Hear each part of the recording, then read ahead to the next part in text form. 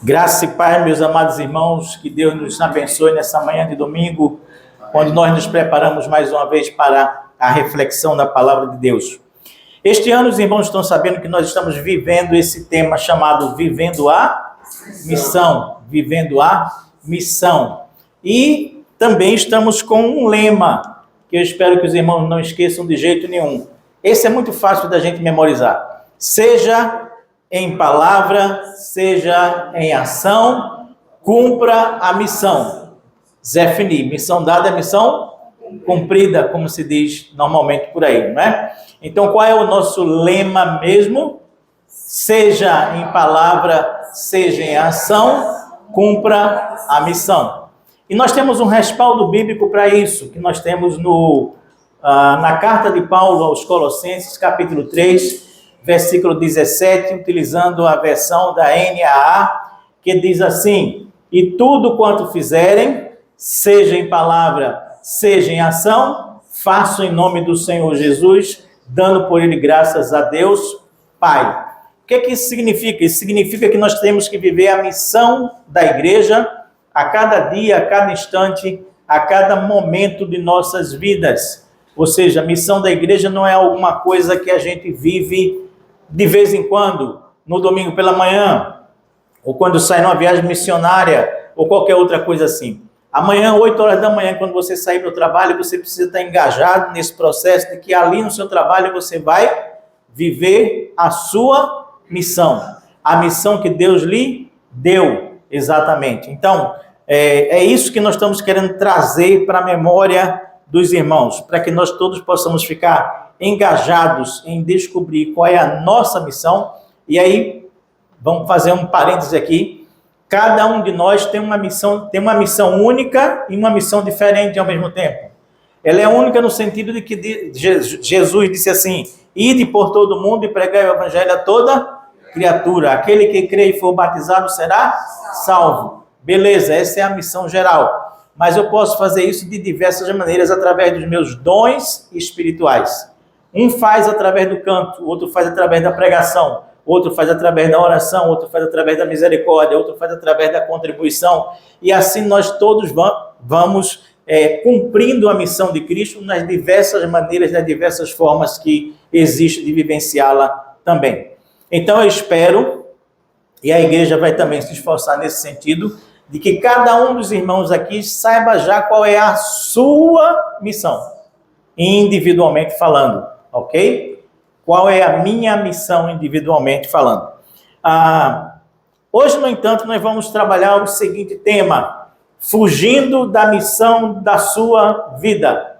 Fugindo da missão da sua vida. E pastor, e a gente consegue fugir da missão de nossas vidas? Sim. Parece até mesmo que, na verdade, nas Escrituras, nós encontramos um padrão que é o seguinte: vários servos do Senhor, chamados diretamente por Deus, única e exclusivamente por Ele, para uma determinada missão, parece que eles todos adotavam um padrão que eu estou chamando de padrão recusa. Já notou isso? Não é assim com Moisés? Lembra de Moisés? Quando Deus chama ele no livro de Êxodo, o que é que acontece? O que é que ele faz? Ele diz: olha, não dá porque eu sou pesado de língua, ou em outras palavras, eu não sei falar, eu não tenho capacidade, eu não tenho condição, eu não consigo. Então, e Moisés chega ao cúmulo no final, ele dá várias desculpas pelas quais ele não pode, na verdade, fazer aquela missão. Mas no final das contas, ele para de arrumar desculpas, ele diz assim: Senhor, mande qualquer outro no meu lugar, menos eu. É assim que ele diz: mande qualquer outro no meu lugar, menos eu. Então ele diz assim: chega de arrumar desculpa. Toda vez que eu arrumo uma desculpa, o Senhor tem um contra-argumento. Então, mande qualquer outro no meu lugar, menos eu, por favor. Ele chega a dizer isso. Mas também Jeremias é assim, não é? Jeremias capítulo 1, versículo 6, quando Deus o chama para ser profeta às nações, o que é que Jeremias faz? Ele diz: eu não passo de uma... Peraí, senhor. Peraí, é profeta das nações? Peraí, calma, devagar. Né? Eu não passo de uma criança. Ou seja, eu não tenho maturidade suficiente para isso. E aí, Deus diz para ele, não, é você mesmo que vai cumprir a missão que eu estou lhe dando. Mas também não é assim com Gideão. Juízes capítulo 6, versículo 15, quando Deus encontra Gideão no seu trabalho, que ele estava fazendo, inclusive, escondido, o que acontece ali? Deus diz, olha, a missão é que você vai libertar o povo dos midianitas. E aí Gideão diz para ele assim, peraí, Senhor, vê bem, a minha família, eu pertenço à última tribo que existe, a menor de todas. E entre a menor de todas, a minha família é a mais pobre. Então não dá para eu cumprir essa missão, porque eu sou aquele indivíduo que não tem condição. A condição social não me permite, ninguém vai me ouvir, ninguém vai me levar a sério. Para com isso, Deus, porque não combina, não encaixa, na verdade. E aí Deus diz para ele, não, quem vai cumprir a missão é você mesmo. Enfim, não falta desculpas para nós fugirmos do cumprir a missão de Deus. Falta? Não, de jeito nenhum. Seja por uma questão de eloquência, como foi o caso de Moisés, seja por uma questão de maturidade, seja por uma questão de condição social, nós vamos sempre arrumar algum jeitinho de tentar nos livrar da missão que Deus está nos dando. Entende? Qual é a sua missão de vida? Você está realmente cumprindo? Você sabe qual é? Não sabe? Já definiu? Não definiu? Está se esquivando? Eu mesmo tive muita dificuldade de me converter. Eu, quando comecei a frequentar a igreja, passei um tempão frequentando a igreja como aquele chamado amigo do evangelho. E eu sentia que tinha vontade de me converter. Havia mensagens maravilhosas que eu ouvia, mas eu dizia, não vou não. Sabe por quê? Porque eu sabia que no dia que eu me convertesse, eu seria pastor. Eu disse, no dia que eu me converter, eu vou ser pastor. Então, vamos colocar o pé no freio nesse negócio? Vamos adiar um pouquinho mais. Eu passei quase 2 anos frequentando a igreja, entre aspas, dentro de mim convertido, mas ao mesmo tempo não declarando isso, porque eu sabia que no dia que eu declarasse isso, eu também estaria me comprometendo com o ministério, e eu não sabia direito onde eu estava me metendo, mas eu sabia que não era uma coisa muito fácil, de jeito nenhum, de maneira nenhuma.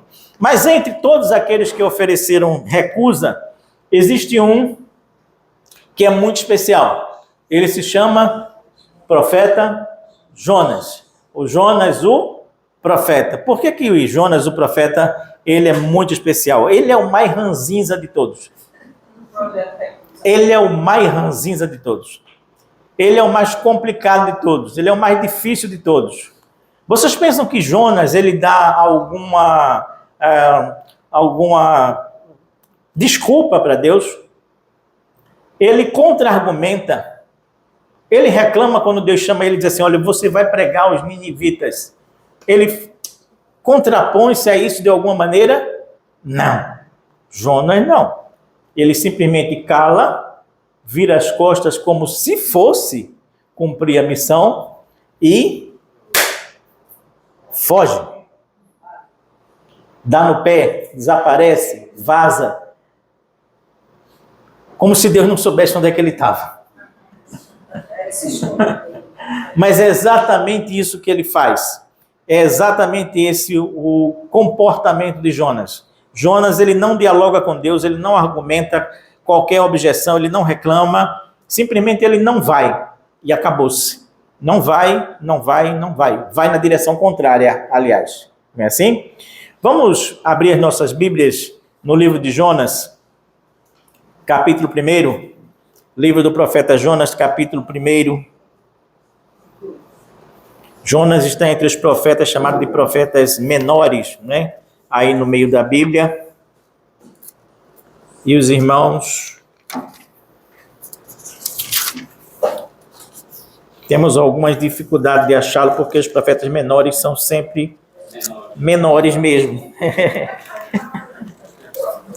Mais difíceis de serem achados. Capítulo 1 de Jonas. Nós vamos fazer parte da leitura agora e depois parte da leitura depois, para não cansar muito os irmãos, tá bom?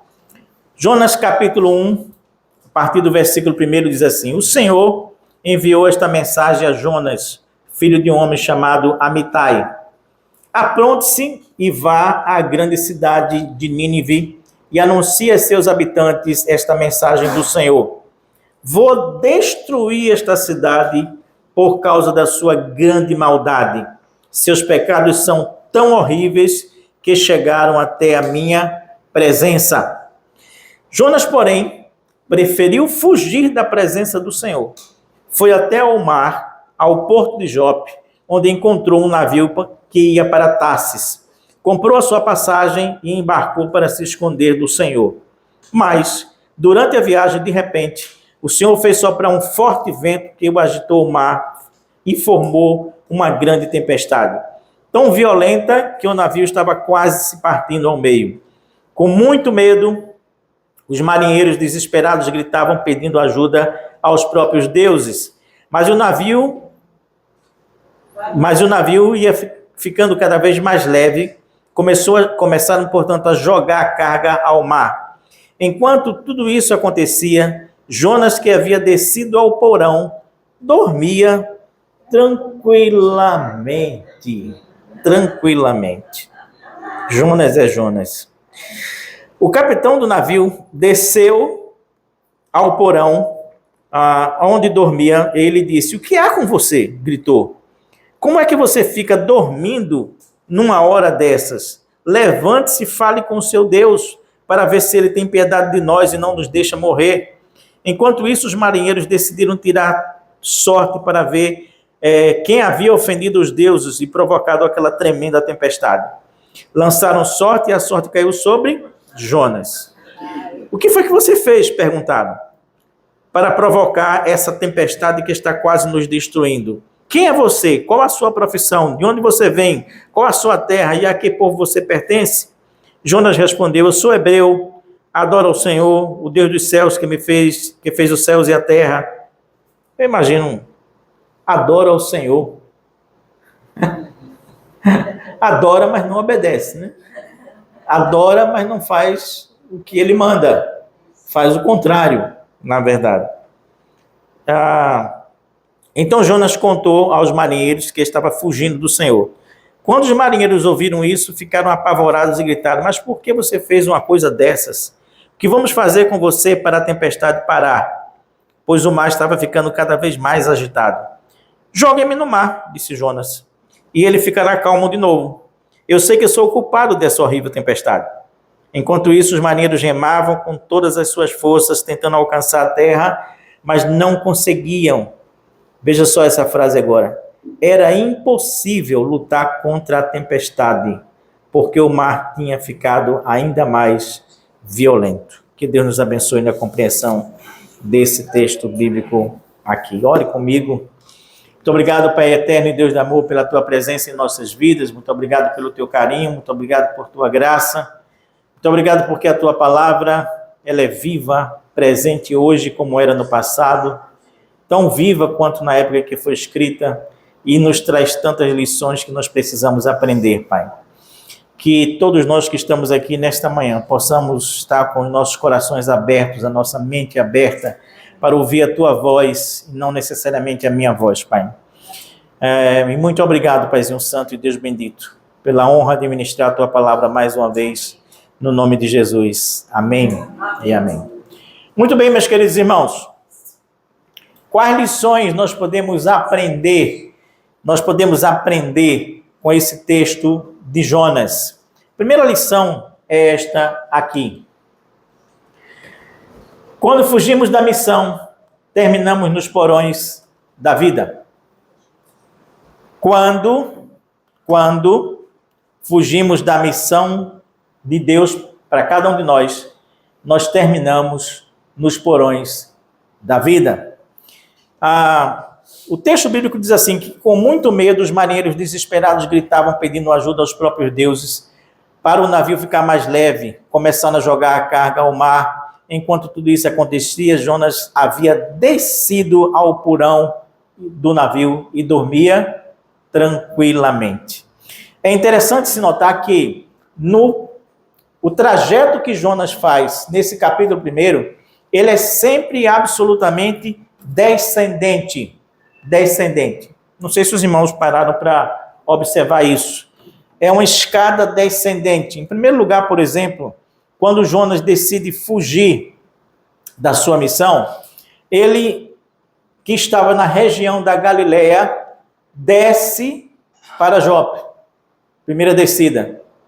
Quando chega em Jope, ele desce ao nível do mar, onde está o navio. Quando ele chega no navio, ele desce para o porão do navio. Quando ele está no porão do navio e ele é jogado ao mar, ele desce ao nível do mar. Quando ele está lá no meio do mar, que o peixe o engole, e ele passa 3 dias no ventre daquele peixe, ele desce mais uma vez ao mais profundo abismo, como ele mesmo fala na oração dele. Ele diz assim: tu me levaste até o mais profundo abismo, ou seja, ao fundo do mar. Por isso eu estou dizendo para os irmãos que é exatamente assim que acontece com cada um de nós. Todas as vezes que nós tentamos fugir da missão que Deus nos deu, nós vamos descendo, descendo, descendo, descendo, até chegarmos mais uma vez nos porões da vida. Mas o interessante é a gente notar aqui que Jonas não estava apenas descendo geograficamente numa linha reta, né, até o fundo da terra, não. Também simbolicamente, Jonas estava descendo sem perceber que estava descendo do jeito que estava descendo do ponto de vista existencial e espiritual. Naquele porão, Jonas se encontrava no porão da indiferença humana. Jonas, naquele porão do navio, estava exatamente no nível da indiferença humana, no porão da indiferença humana. Como assim, pastor? De que jeito o senhor está dizendo isso? Pelo seguinte, no final da história de Jó, depois que passa-se quase que tudo, conversando com Jó, Deus diz assim para ele: olha, Deus faz, na verdade, ele sobe uma montanha, né, e fica lá em cima para ver o que vai acontecer com uma cidade, depois que ele finalmente chega lá para pregar. E Deus faz crescer uma plantinha sobre ele para que o sol não bata, não o incomode. Só que Deus faz isso estrategicamente. E aí, no outro dia, a plantinha que o cobria com a sua sombra amanhece morta. Desaparece. E ele começa a reclamar, porque a plantinha morreu e ele não tem mais como se cobrir do sol. E Deus diz para ele assim: você se importa com uma plantinha que nasce hoje, morre amanhã, e eu não vou me importar com uma cidade onde tem 120 mil pessoas à beira da morte, porque vai ser destruída? Pergunto eu, respondo vocês. Mas não tem gente que é mesmo assim hoje. Se importa com o mico-leão dourado, não sei de onde, mas passa indiferente para um ser humano que está no meio da rua, jogado nas traças? Sim ou não? Sim. É isso que eu chamo de estar no porão da indiferença humana. Deus diz para ele assim: vá à cidade de Nínive e pregue lá. Jonas olha para um lado, olha para o outro e diz: eu vou para Tarsis, não quero nem saber do que vai acontecer com os 120 mil pessoas que estão lá na cidade de Nínive. Pouco me importa, estou me lixando se vão para o inferno ou não, problema deles. Aquele povo não presta, eu não gosto deles, e pronto, e acabou-se. É assim que a vida funciona para mim, e eu não vou me importar com isso de jeito nenhum. Portanto, naquela hora, naquele instante, Jonas estava no porão da indiferença humana. Pergunto, eu respondo você. Você está preocupado com as pessoas que estão ao seu redor e que não tem Jesus como Senhor e Salvador de sua vida? Sim ou não? Você está preocupado com seu pai, com a sua mãe, com seu tio, com a sua avó, com seu sobrinho, com seus netos, que ainda não tem Jesus como Senhor e Salvador de sua vida? Sim ou não? Ou você está vivendo num estágio de indiferença humana em que você não se preocupa mais com isso, nem percebe mais isso? Em segundo lugar, Jonas também estava no porão da inconsciência da vontade de Deus. Deus? Que Deus? Vontade? Que vontade? Jonas se encontra totalmente fora do radar da vontade de Deus, ou a vontade de Deus está completamente fora do radar de Jonas. Jonas não está se preocupando em cumprir vontade de Deus. Ele diz, eu adoro a Deus. Eu sou Jonas, eu adoro a Deus, eu sou do povo hebreu. Mas a vontade dele, para mim, eu prefiro me guiar, eu prefiro me organizar pela minha própria vontade, pelo meu próprio desejo, pelas minhas próprias ideias, mas não necessariamente pela vontade de Deus. Então Jonas está não somente no porão da indiferença humana, mas ele também está no porão da inconsciência da vontade de Deus. Ele não tem consciência da vontade de Deus. Deus diz, apronte-se, vá. Jonas transformou esse apronte-se, vá em acomode-se e fuja. Apronte-se, vá. Acomode-se e fuja. Acomodadozinho lá no porão do navio, ele estava vivendo a inconsciência da vontade de Deus. Você está consciente da vontade de Deus? Você sabe o que é vontade de Deus? Você está preocupado em cumprir vontade de Deus? Ou vontade de Deus passou a fazer parte de uma instituição chamada igreja, que é para os outros viverem e eu necessariamente não? Ou eu hoje não me preocupo mais com vontade de Deus? Eu mal leio a Bíblia, na verdade. Então, para que eu vou me preocupar com vontade de Deus? Afinal de contas, onde é que eu vou encontrar essa tal vontade de Deus? O que é vontade de Deus? Mas em terceiro lugar, Jonas também estava num outro porão. Um porão diferente. Ali dormindo, o mundo podia pegar fogo, mas Jonas estava vivendo no porão da inércia espiritual. Jonas estava vivendo no porão da inércia espiritual. Entendeu? Ou seja, Jonas conhecia Deus, mas não obedecia a Deus. O seu coração não se movia como o coração de Deus. Ele conhecia Deus, mas a frieza espiritual dele era total, tamanha, que ele tem o disparate de pensar que pode fugir dos olhos de Deus.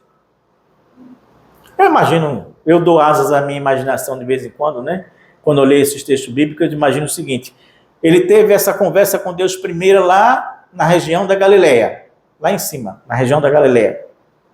Aí ele resolve fugir para Jope, com a cidade portuária lá embaixo, de Israel. Será que Jonas foi disfarçado? Eu imagino que sim. Como é que ele ia fugir da vontade de Deus, dos olhos de Deus?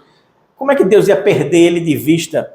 Cadê Jonas? Onde é que ele está? Desapareceu? Sei lá. Será que ele comprou um gibão, um casaco daqueles que você bota assim para cima, em cima da cabeça assim, e foi pela sombra devagarinho da Galileia até Jope, tentando fazer com que Deus não o reconhecesse? Será que Jonas, quando chegou em Jope, disse, opa, um navio, estou com sorte, esse navio tem um porão, e lá no porão Deus não vai? Estarei tranquilo. E quando eu chegar a Tarsis, aí é que Deus não vai me encontrar mesmo no meio da multidão, vou me misturar com o povo lá e vou desaparecer. É isso que eu chamo de estar numa inércia espiritual. Inércia espiritual. E quando o servo de Deus se encontra nessa inércia espiritual, ele se encontra no mais baixo porão da vida. Inércia espiritual.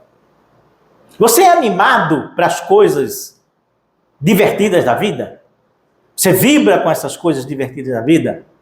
Você te empolga com isso? Você vibra com isso? Você tem energia para isso? Você, enfim, dedica a sua vida a algum tipo de diversão da vida? Gosta disso? Vai ao cinema? Joga?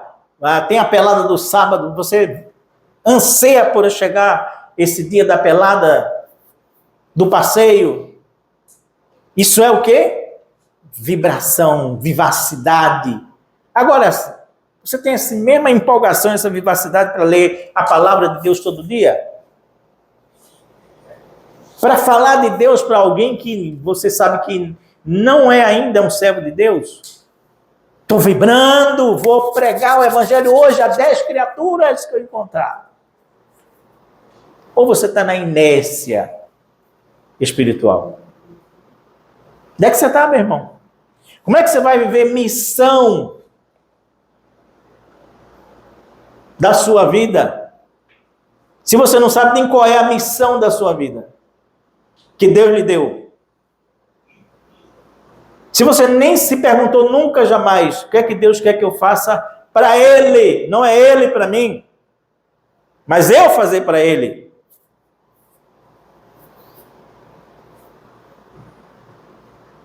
Você entende o que é inércia espiritual? Portanto, Jonas, naquele instante, ele estava no porão da indiferença humana.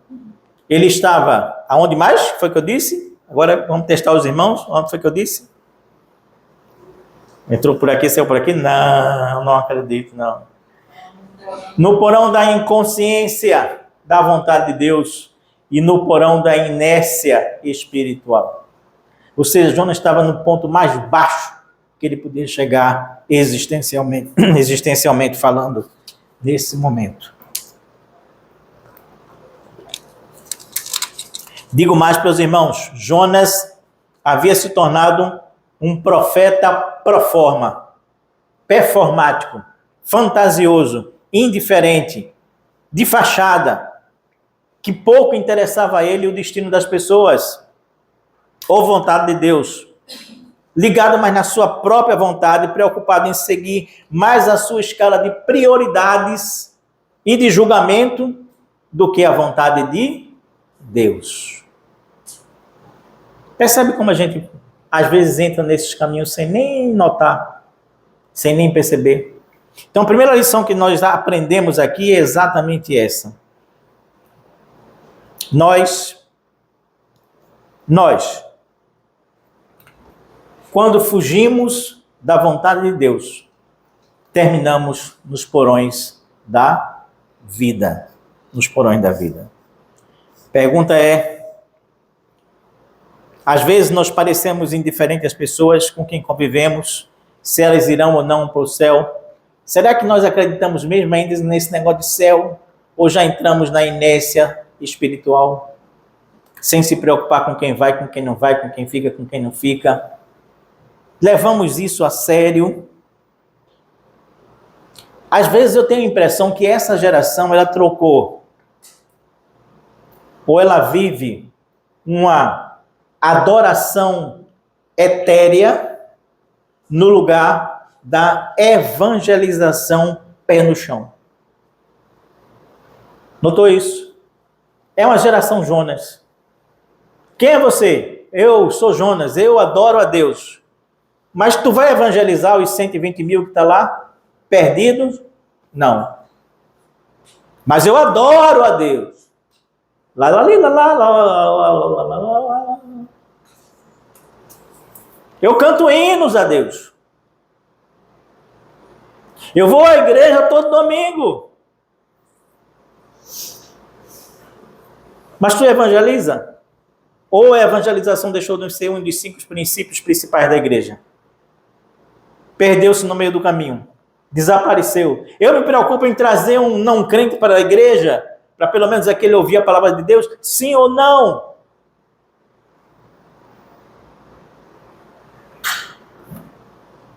Segunda lição que Jonas nos ensina: nem sempre sono tranquilo é sã consciência, e nem sempre desespero é falta de fé.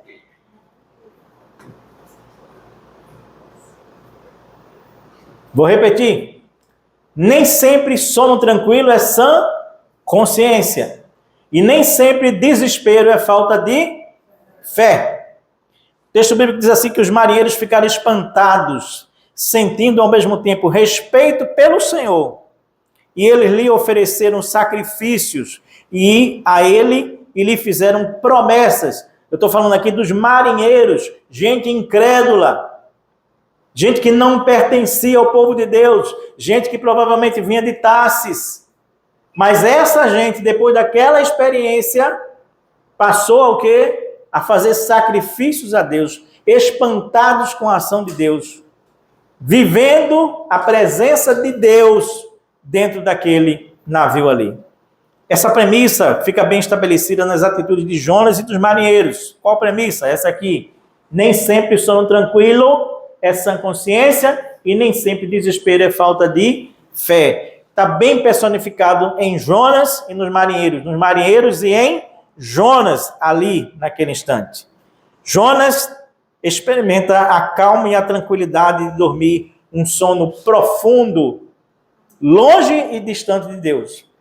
Os marinheiros, ao contrário, vivem um sufoco triste, vivem um desespero fantástico, sendo incrédulos e buscando Deus e os seus deuses também.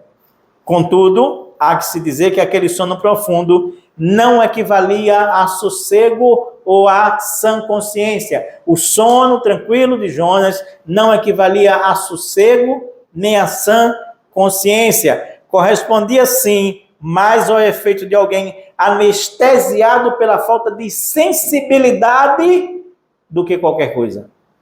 Jonas ali era um sujeito insensível, frio, robótico, vingativo, preocupado apenas e exclusivamente com o seu norte, com o que era a sua própria vida naquele instante. O que é que isso quer dizer? Isso quer dizer que enquanto Jonas, lá no fundo, na parte de baixo do navio, dormia esse sono dessa anestesia espiritual, na parte de cima, os marinheiros viviam uma balbúrdia, o corre-corre, o desespero. No meio dos chamados incrédulos, ali havia gente que estava buscando um Deus, buscando alguém que pudesse ajudá-los naquele instante. E o respeito a esse Deus vai gerar justamente fé nesses homens. Então, meus queridos irmãos e amigos que me ouvem nessa manhã, quando você está com tudo tranquilo, em paz, né? Isso não é sinônimo de que você está cumprindo a missão. Quando você está muitas vezes tranquilo, em paz, de espírito, isso não significa necessariamente que você está cumprindo a missão que Deus lhe deu. Não. Assim como nem sempre quando o desespero bate na nossa porta, isso significa ausência de Deus. Nem sempre que o desespero bate à nossa porta, isso não significa ausência de Deus. Entendeu o que eu estou lhe dizendo? Não é muito legal da gente pensar assim, não, eu confesso, mas é verdade. Muitas vezes nós vamos descobrir nos gritos do desespero a fé que nós deixamos para trás, a fé que nós esquecemos, a fé que nós abandonamos, a fé que nós nem ligamos mais. Lembra do tempo que você era novo convertido? Você era vibrante, forte, seguro, preocupado com o outro, evangelizando todo mundo, pegando folheto, quero entregar folheto, não sei aonde, não sei o que, tal, fazendo não sei o que. Cadê tu agora? Tempo passou, você anestesiou-se.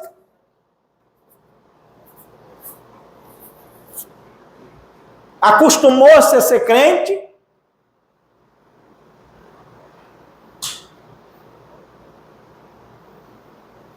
Os princípios, as normas, os valores pelos quais nós vivíamos mudaram nesse tempo? Acredito que não. Então, muitas vezes, nós vamos encontrar a nossa fé de novo no meio dos desesperados e não necessariamente daqueles que dormem no porão da vida. Portanto, não se desespere em meio ao caos. Pode ser que exatamente daí brotará a sua fé de novo, aquela fé de novo convertido que você tinha e que hoje não tem mais. Não confie que na tranquilidade do sono profundo reside a paz da sua relação com Deus. Não confie que na paz do sono profundo reside a sua boa relação com Deus, porque você pode estar completamente anestesiado e não ter nenhuma relação com Deus mais, nenhuma. Por isso você dorme indiferente. Às vezes a gente não se depara com algumas situações de vida que são muito complicadas, né? Fulano fez isso com não sei o que, aí você pergunta assim, Como é que a pessoa fala um negócio desse, vai para casa e dorme? Não é assim? Como é que o sujeito pega uma arma, mata o sujeito e depois vai para casa e dorme? Do mesmo jeito que você olha para seu pai, sua mãe que não tem Jesus como Senhor e Salvador na sua vida, e você não se preocupa com isso, não evangeliza eles, não leva a palavra de Deus para eles, e vai para casa e dorme. Só que um é morte física, o outro é morte espiritual, e a espiritual é pior do que a física.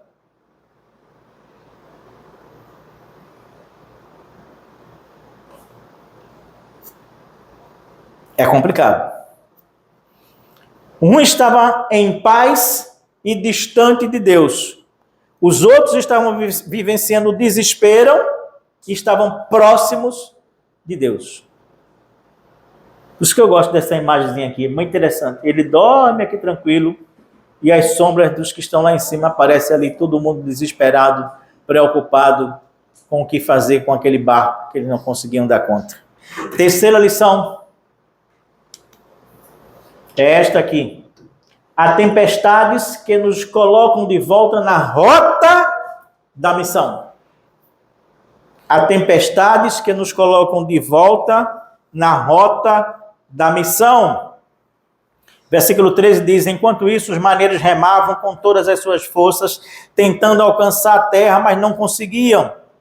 Era impossível lutar contra a tempestade, porque o mar tinha ficado ainda mais violento. Ao chegar naquele porão, ou até chegar naquele porão, todo o planejamento de Jonas tinha sido perfeito, não tinha? Tinha dado tudo certinho. Saiu lá da região da Galileia disfarçado, com uma capa em cima do rosto, achou que Deus não estava vendo ele, chegou a Jope e disse: tem algum navio aí para bem longe? Se possível, ao contrário de Nínive, para o outro lado. Tem. Opa, estou com sorte. Beleza. Comprou a passagem do navio dele. Não sabia que aquilo dali era o Titanic dele, né? Era o Titanic dele, mas estava dando certo. Entrou no navio, procurou o lugar mais escondido de todos, vou pro porão, fica lá escondidinho. Deu certo. Enganei Deus. Funcionou. Aqui eu não vou ser descoberto de jeito nenhum. Tudo perfeito. Certamente Deus não iria encontrá-lo no porão de um navio. Então ele relaxa e dorme. Como uma criança, como a Heleninha que está ali atrás. Relaxa e dorme. Tranquilo. Jonas só não contava com uma coisa. Havia uma tempestade no meio do caminho havia uma tempestade.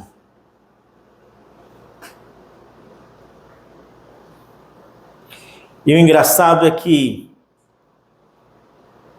eu penso assim, Jonas não consultou o boletim meteorológico dos planos de Deus.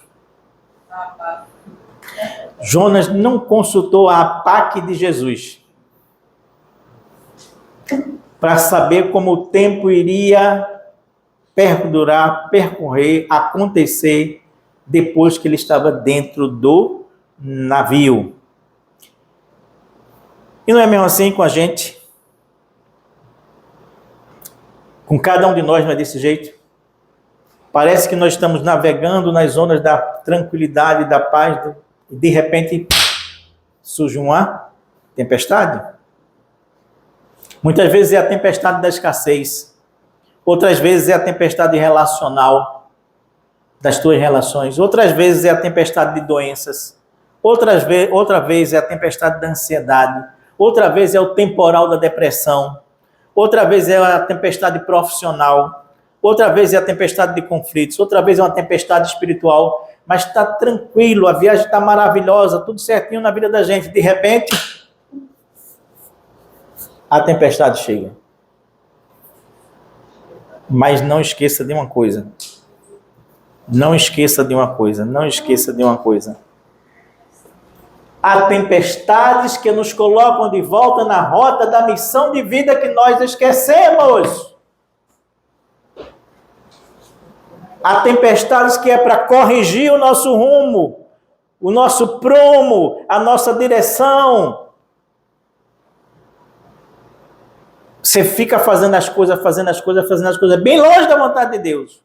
Quando chega a tempestade, você diz, meu Deus do céu, por que isso aconteceu comigo?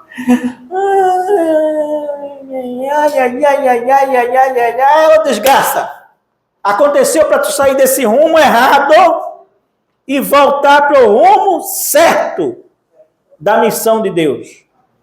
Por isso que as tempestades que são levantadas por Deus, não é pelo diabo não, por Deus, elas são para corrigir a nossa direção, a nossa rota, o nosso prumo, aquilo que Deus quer que a gente faça na vida. Exatamente assim, desse jeito e dessa forma. As tempestades de Deus são para nos colocar no prumo novamente, no rumo certo novamente. Principalmente se você estiver fugindo da vontade de Deus e da missão que Ele colocou para você em sua vida. Principalmente se for assim. Você tem livre-arbítrio. Você pode fugir. A terra está bem ali à frente, como o texto bíblico diz, que os marinheiros viam a terra, mas remavam com toda a força e não conseguiam chegar lá de jeito nenhum. Por quê? Porque a vontade de Deus estava entre eles e a terra e eles jamais chegariam do outro lado para que Jonas descesse tranquilamente, como se fosse o cara que conseguiu enganar a Deus. Por mais força que você empregue, você jamais vai sair da tempestade se você não trouxer a sua vida de volta para a missão que Deus quer que você realize, que você faça no nome de Jesus. Você não chegará em terra firme. Você não chegará em terra firme. Você nunca irá prevalecer. Você nunca será capaz de superar. Você nunca irá cumprir a sua missão se você, em primeiro lugar, não colocar a sua vida na vontade de Deus. Concluindo.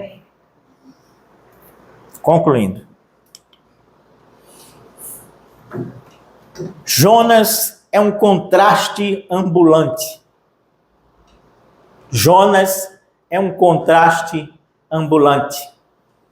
Jonas é um homem com sérios conflitos interiores, a começar pela observação do seu próprio nome. O nome Jonas significa pomba. E a pomba sempre foi os mensageiros, lembra? O que é que acontece lá no dilúvio?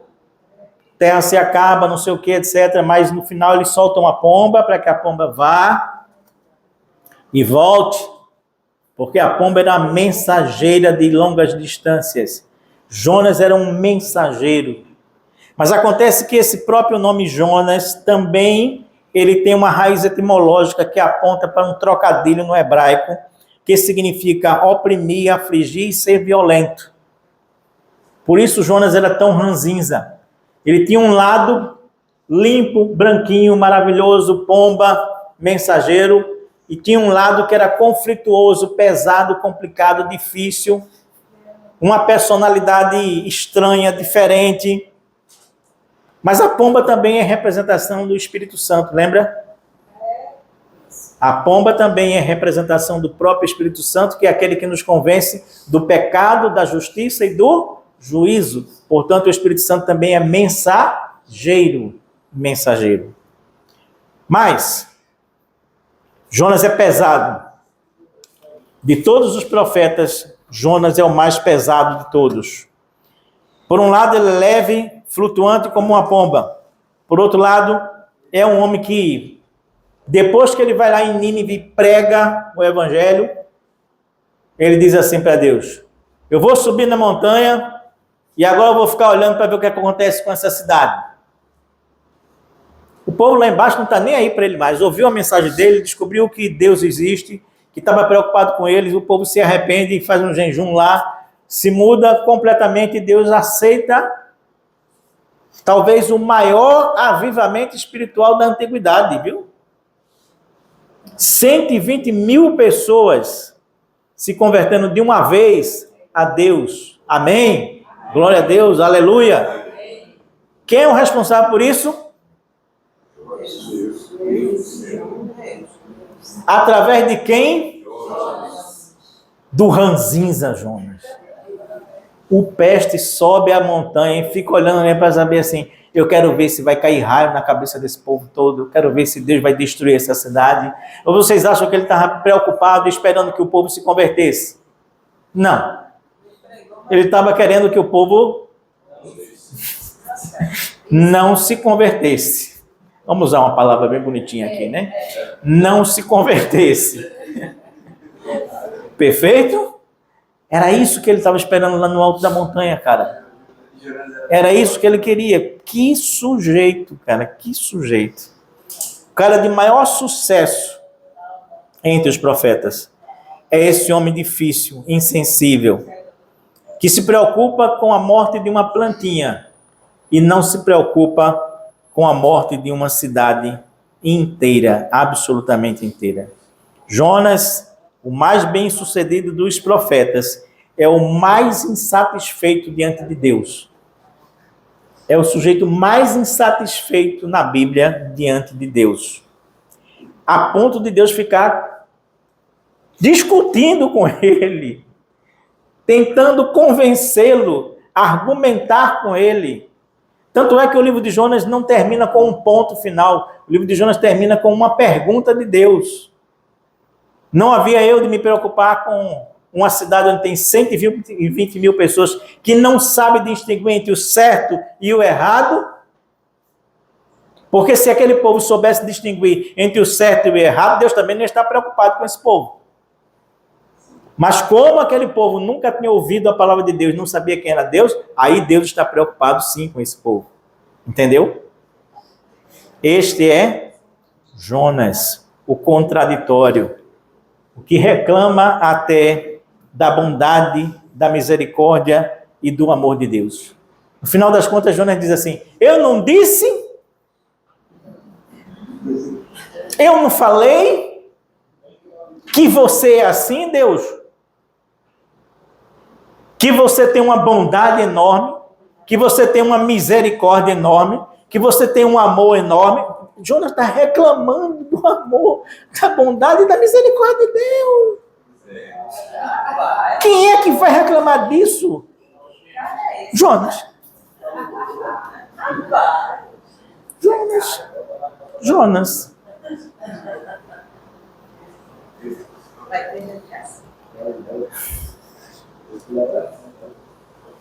Jonas era um poço de contradição. Um poço de contradição. Mas eu sabia o que eu vou lhe dizer. Como poço de contradição, mesmo assim Jonas cumpriu a sua missão. Jonas, como um poço de contradição, ele cumpriu a missão dele. Porque a tempestade colocou ele de volta no rumo, no prumo.